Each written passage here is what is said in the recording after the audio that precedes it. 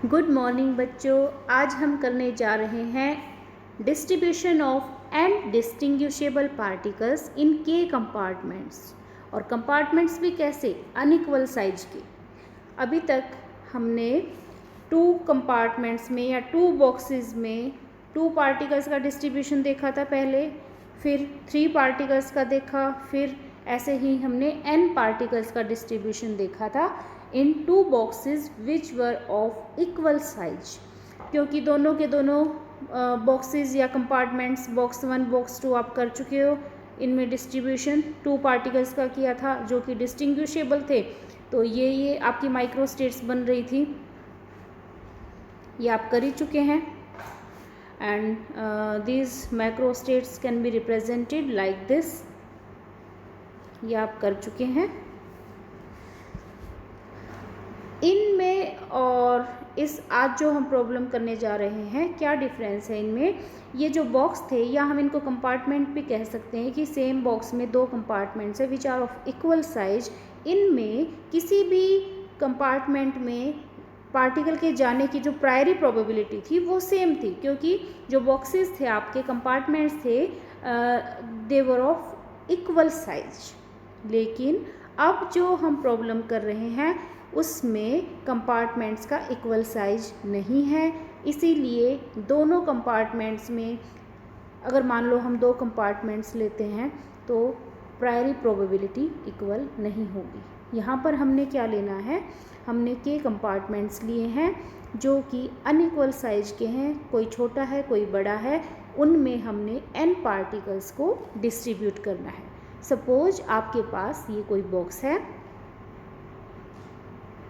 इसमें further compartments बने हुए हैं, कोई छोटा है कोई बड़ा कंपार्टमेंट है। इस तरीके से ये डिफरेंट कंपार्टमेंट्स बने हुए हैं। फर्स्ट, सपोज मैं इसको नाम दे दूँ फर्स्ट कंपार्टमेंट, ये सेकंड, थर्ड और ये मान लो केथ। तो टोटल आपके पास के कंपार्टमेंट्स हैं। हमारे पास n पार्टिकल्स हैं जिनको हमने डिस्ट्रीब्यूट करना है। अब जो प्रायरी प्रोबेबिलिटी है हर एक पार्टिकल की, वो सारे कंपार्टमेंट्स में जाने की इक्वल नहीं होगी। क्योंकि क्यों नहीं होगी इक्वल, क्योंकि जो कंपार्टमेंट्स हैं उन सब का साइज छोटा बड़ा है, इक्वल नहीं है। तो जो बड़े साइज का कंपार्टमेंट होगा उसमें जाने की प्रोबेबिलिटी ज़्यादा होगी जब आप पार्टिकल को ऊपर से थ्रो करोगे, और जो छोटा है उसमें जाने की प्रोबेबिलिटी कम होगी। तो इस प्रॉब्लम को ओवरकम करने के लिए जो कंसेप्ट था सेल का, दैट वाज इंट्रोड्यूस्ड। क्योंकि ये कंपार्टमेंट्स तो छोटे और बड़े थे, these were not of equal size. So priori probability of a particle going into a particular compartment is not same. So to overcome this problem, the concept of cell was introduced. Cell क्या है? Cell में हम क्या करते हैं, जो ये compartments हैं जो कि अनइक्वल साइज के हैं, इन सब को छोटे छोटे पार्ट्स में डिवाइड कर देते हैं। और जो छोटे पार्ट्स हैं उनको हम सेल बोल रहे हैं, और जो सेल हैं वो हम सभी कंपार्टमेंट्स में इक्वल साइज के लेंगे। जैसे मान लो जो फर्स्ट कंपार्टमेंट है, इसको मैं छोटे छोटे सेल्स में डिवाइड कर रही हूँ, छोटे छोटे पार्ट्स में डिवाइड कर रही हूँ, या हम उसको सब कंपार्टमेंट भी बोल सकते हैं। And all of these cells are of equal size. चाहे वो सेल इस वाले कंपार्टमेंट में है, चाहे वो केथ कंपार्टमेंट में है, सभी में जो सेल्स होंगे वो इक्वल साइज के होंगे। हम इनका इक्वल साइज क्यों ले रहे हैं, क्योंकि हम चाहते हैं कि हर एक कंपार्टमेंट में या हर एक पार्ट में पार्टिकल के जाने की प्रोबेबिलिटी, जो प्रायरी प्रोबेबिलिटी है, वो इक्वल हो। क्योंकि आपके कंपार्टमेंट्स तो अनइक्वल साइज के हैं, कोई छोटा है कोई बड़ा है, तो फर्दर हम इनको इक्वल साइज के सेल्स में डिवाइड कर देते हैं ताकि हर एक सेल में जाने की पार्टिकल की प्रोबेबिलिटी, प्रायरी प्रोबेबिलिटी सेम हो जाए। और जो ये सेल हमने कंसीडर किए हैं, all of this cells are of equal size या सेम साइज, और जो साइज है सेल का, this size is very small as compare to the size of this compartment. जो कंपार्टमेंट है जिसको हमने फर्दर सेल्स में डिवाइड किया है, उस सेल का साइज बहुत ही छोटा है as compare to size of this compartment. ठीक है, तो हमने क्या किया, पूरे के पूरे बॉक्स को पहले अनइक्वल साइज के कंपार्टमेंट्स में कंसीडर किया, जिनमें हमने n पार्टिकल्स को जो कि डिस्टिंग्विशेबल हैं उनको डिस्ट्रीब्यूट करना है। क्योंकि इन कंपार्टमेंट्स का साइज इक्वल नहीं है, तो प्रायरी प्रोबेबिलिटी भी इक्वल नहीं थी पार्टिकल की किसी भी कंपार्टमेंट में जाने की। इसीलिए हमने उस प्रायरी प्रोबेबिलिटी को इक्वल बनाने के लिए हमने फर्दर कंपार्टमेंट्स को छोटे छोटे इक्वल साइज के सेल्स में डिवाइड कर दिया। तो सेल वाला कंसेप्ट इंट्रोड्यूस करने से पहले हम ये देखते हैं कि अगर हम सेल्स इंट्रोड्यूस ना करें, सिर्फ के कंपार्टमेंट्स लें जो कि अनइक्वल साइज के हैं, और उसमें हमने n पार्टिकल्स को डिस्ट्रीब्यूट करना है। आपके पास के कंपार्टमेंट्स गिवन हैं of different sizes in which you have to distribute n distinguishable particles. तो हम एक पर्टिकुलर कोई भी मैक्रो स्टेट कंसीडर कर लेते हैं। मैक्रो स्टेट में आप नंबर ऑफ पार्टिकल्स बताते हैं कि किस बॉक्स में कितने पार्टिकल्स हैं।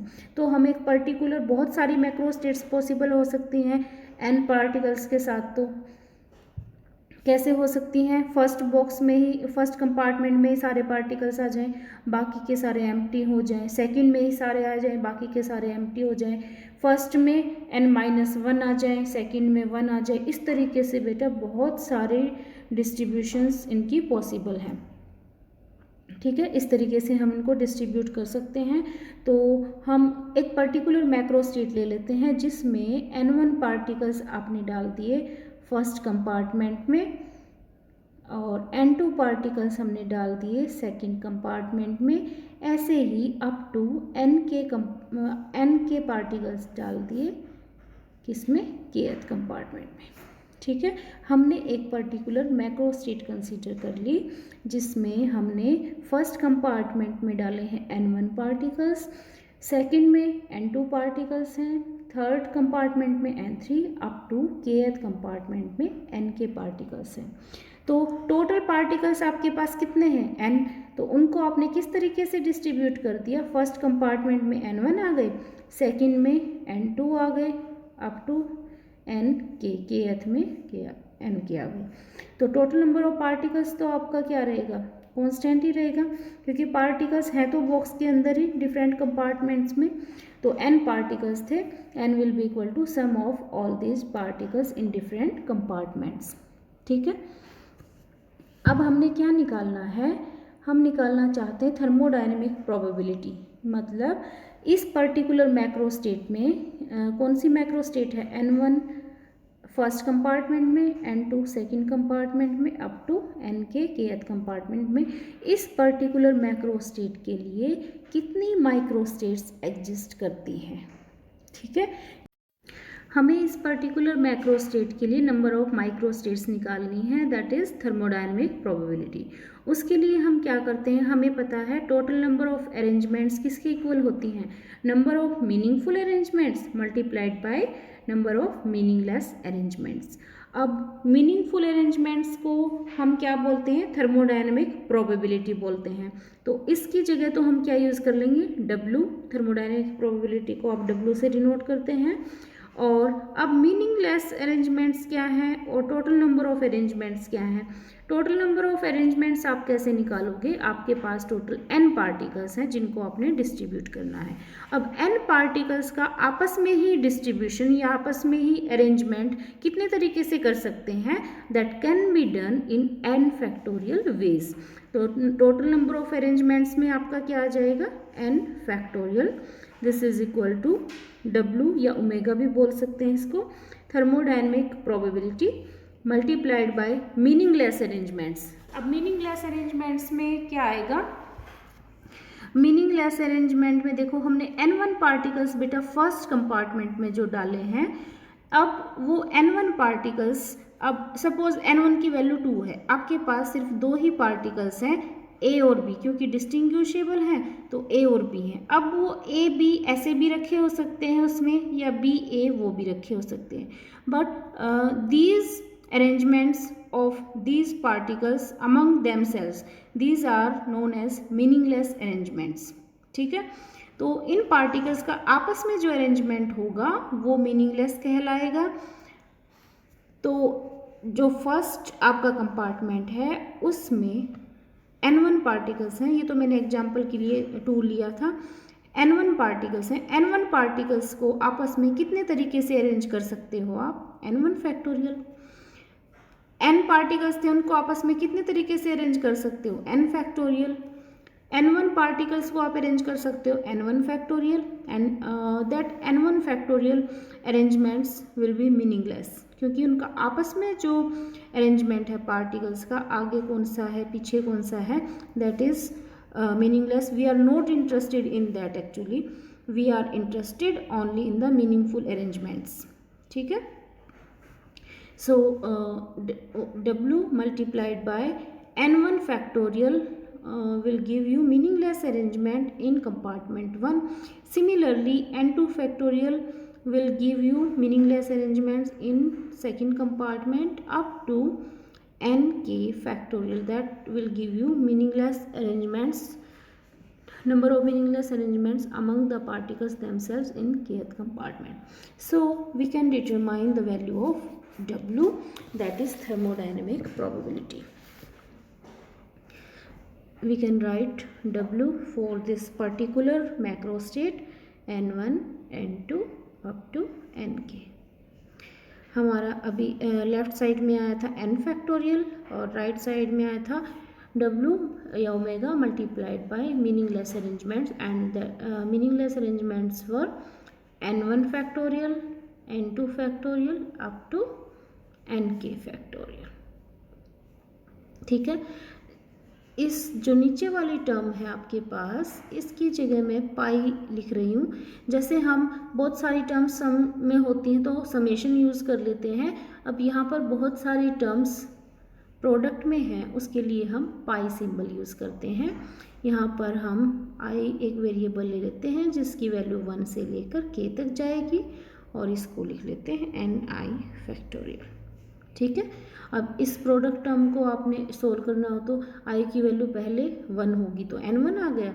अब इसके पाई स्टैंड्स फॉर प्रोडक्ट, तो इसके प्रोडक्ट में N1 फैक्टोरियल हो गया, ये फैक्टोरियल भी है साथ में।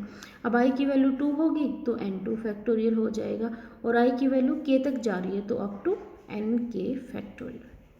ठीक है, बस इसको सिंप्लीफाइड फॉर्म में लिखने के लिए हमने, जैसे हम समेशन सिंबल यूज़ कर लेते हैं, ऐसे ही प्रोडक्ट टर्म्स के लिए हम पाई सिंबल यूज़ कर रहे हैं।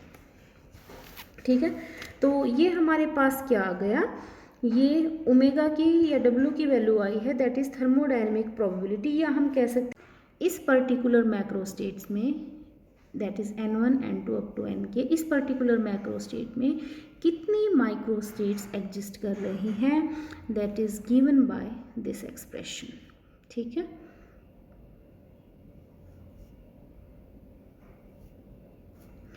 अब हम देखते हैं कि जब हम इन कंपार्टमेंट्स को जो कि अनइक्वल साइज के हैं, अगर हम उनको फर्दर सेल्स में डिवाइड कर दें तो इस वैल्यू पर, इस क्वांटिटी की वैल्यू पर, दैट इज़ थर्मोडायनेमिक प्रोबेबिलिटी, इस पर क्या इफेक्ट पड़ता है। ये क्या दे रहा है आपको, number of microstates in this particular macrostate. तो सेल का कंसेप्ट इंट्रोड्यूस करने से क्या माइक्रोस्टेट्स इंक्रीज हो जाएंगी, क्या माइक्रोस्टेट्स डिक्रीज हो जाएंगी, ये हमें देखना है कि जो अनइक्वल साइज के कंपार्टमेंट्स हैं, अगर हम फर्दर उनको छोटे छोटे इक्वल साइज के सेल्स में डिवाइड कर दें तो जितनी माइक्रोस्टेट्स उसमें ऑलरेडी थी, ये माइक्रोस्टेट्स हैं जितनी उसमें एग्जिस्ट कर रही हैं, तो इनके नंबर पर क्या इफेक्ट पड़ेगा। क्लियर है, तो अब आगे करते हैं हम।